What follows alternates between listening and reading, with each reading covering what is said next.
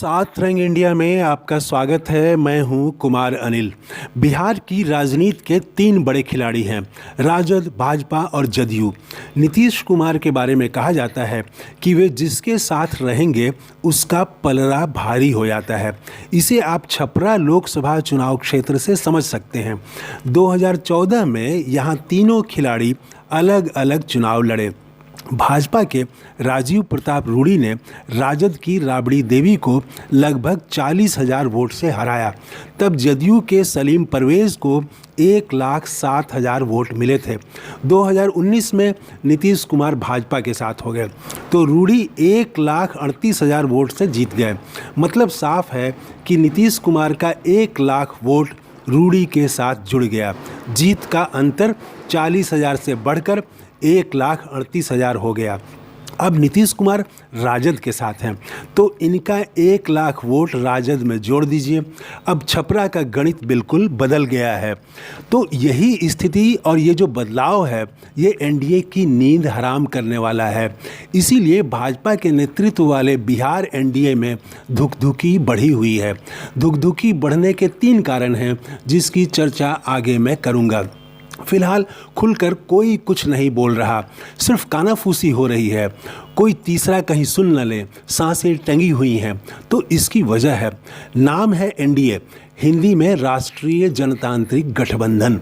कहने को यह गठबंधन है लेकिन इसका स्वरूप इंडिया गठबंधन से बिल्कुल अलग है। इंडिया गठबंधन में सबको बोलने, अपना अलग मत रखने का अधिकार है, लेकिन एनडीए का स्वरूप और चरित्र ऐसा है जहां सबको मुंह खोलने का अधिकार नहीं है। कहने को इसकी एक बैठक हुई लेकिन उसमें बोले सिर्फ एक नेता, प्रधानमंत्री बोले और मीटिंग खत्म। जैसे किसी कंपनी की फंक्शनिंग को देखिए, आम लोग भी कंपनी का शेयर खरीद सकते हैं, हिस्सेदारी खरीद सकते हैं, लेकिन इसका मतलब यह नहीं कि बोर्ड ऑफ डायरेक्टर्स की मीटिंग में वे शामिल होंगे या उन्हें कोई अधिकार मिल जाता है बोलने का, अपनी बात रखने का कोई अधिकार मिल जाता है। नहीं, उन्हें बस इतनी ही स्वतंत्रता है कि वे जब चाहें अपना शेयर बेच सकते हैं। लेकिन यहाँ तो वह भी करने में बहुत अगर मगर है। इधर बेचे तो उधर नीतीश कुमार है, वहाँ हिस्सेदारी खरीदना मुश्किल है। तो एनडीए में धुकधुकी के 3 कारण हैं। पहला कि किसका किसका टिकट कटने वाला है ये पता नहीं। दूसरा कि किसे कौन सी सीट मिलेगी यह भी मालूम नहीं। और तीसरा कि कहीं हारने वाली सीट न मिल जाए। बिहार में एनडीए की कुछ सीटें सेफ हैं जैसे पटना, तो कई अनसेफ सीटें भी हैं जैसे नालंदा। धुकधुकी की पहली वजह है प्रधानमंत्री नरेंद्र मोदी और अमित शाह की नई भाजपा। यहाँ किसका टिकट कट जाए कह नहीं सकते। पहली बार जीता विधायक मुख्यमंत्री बन जाता है और पहले नंबर के दिग्गज 12वें खिलाड़ी के रूप में बेंच पर बैठाए जा सकते हैं। 75 से अधिक उम्र भी टिकट कटने का एक कारण बन सकता है। पटना के राजनीतिक गलियारे में कई पुराने नेताओं के बेटिकट होने की चर्चा है। इसमें गंगा किनारे की एक सीट के टीकाधारी सांसद भी हैं। वे बड़बोले बयानों के लिए भी जाने जाते हैं। यहाँ तक कि पटना में भी प्रत्याशी बदले जाने की चर्चा है। कई नाम हैं। टिकट कटने की लिस्ट में फ़िलहाल 7 से ज़्यादा नाम जुड़ गए हैं। बिहार में भाजपा के 17 सांसद हैं। 7 के नाम कटने की अभी चर्चा है। यह नाम बढ़ भी सकते हैं, कुछ भी हो सकता है। एनडीए में धुकधुकी की दूसरी वजह है किसे कितनी सीटें मिलेंगी। इंडिया गठबंधन में सीटों के बंटवारे पर कुछ तो बात हो रही है, यहाँ कोई बात नहीं हो रही। उपेंद्र कुशवाहा और चिराग पासवान बार बार दिल्ली जा रहे हैं पर बड़े नेताओं से, भाजपा के बड़े नेताओं से उनकी बात नहीं हो पा रही है। चिराग के 6 सांसद जीते थे पिछली बार, 5 चाचा पशुपति पारस के साथ चले गए और वे अपनी पार्टी में अकेले रह गए। एक चिराग पासवान को छोड़कर किसी का टिकट एनडीए में फाइनल आज की तारीख में आप नहीं मान सकते। जैसे चिराग के लिए भाजपा कौन सी सीट छोड़ेगी इस पर भी अभी संशय बना हुआ है।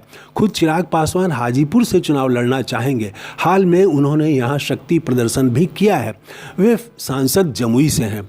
हाजीपुर में अगर चिराग को टिकट मिला तो चाचा पशुपति पारस कहाँ से चुनाव लड़ेंगे? वे समस्तीपुर जा सकते हैं कह रहे हैं। समस्तीपुर गए तो वहाँ उनके दूसरे भतीजे प्रिंस कहाँ जाएंगे? लोजपा के दोनों गुटों की धुकधुकी बढ़ी हुई है। उपेंद्र कुशवाहा की ताकत और भी कम है। 3 सीटों की इच्छा है, एक भी मिल जाए तो संतोष कर लेंगे। कभी बिहार के मुख्यमंत्री के रूप में उन्हें उनका जनाधार देखता था, नारे भी लगे थे, लेकिन आज एनडीए में उनकी क्या स्थिति है कहने की ज़रूरत नहीं। एनडीए में धुकधुकी की तीसरी वजह और महत्वपूर्ण वजह सीटें हैं। अगर भाजपा की जीत की गारंटी वाली सीट पटना है तो हार की गारंटी वाली सीट नालंदा आप कह सकते हैं। नालंदा के अलावा छपरा, जहानाबाद, गया, सिवान, सीतामढ़ी, मधेपुरा, किशनगंज, पूर्णिया, सुपौल, खगड़िया, मधुबनी, झंझारपुर एनडीए के लिए लोहे के चने साबित हो सकते हैं। काराकाट, औरंगाबाद, मुंगेर और भागलपुर भी एनडीए के लिए सुरक्षित साबित होने वाला नहीं है। एनडीए में भला कौन चाहेगा कि वह मुंगेर में ललन सिंह से मुकाबला करे? राजद के साथ गठबंधन के कारण उनकी स्थिति बहुत मजबूत हुई है। वे खुद भी लगातार जनता के बीच रहते हैं। बिहार में राजद, जदयू, कांग्रेस का गठबंधन गणित के हिसाब से भारी हो गया है। हाँ, मैथ के साथ केमिस्ट्री भी ज़रूरी है। केमिस्ट्री बन गई तो कुछ और सीटें एनडीए के लिए कठिन हो सकती हैं। एनडीए में ऊपर से दिख रही शांति दरअसल भीतर की घबराहट है। कभी आशा, कभी निराशा में डूबते दिल की शांति है। शांत तो ऊपर से वीर भी दिखते हैं और भीतर से निराश व्यक्ति की भी वाणी खो जाती है। आपको क्या लगता है, नालंदा सीट एनडीए में कौन दल लेना चाहेगा?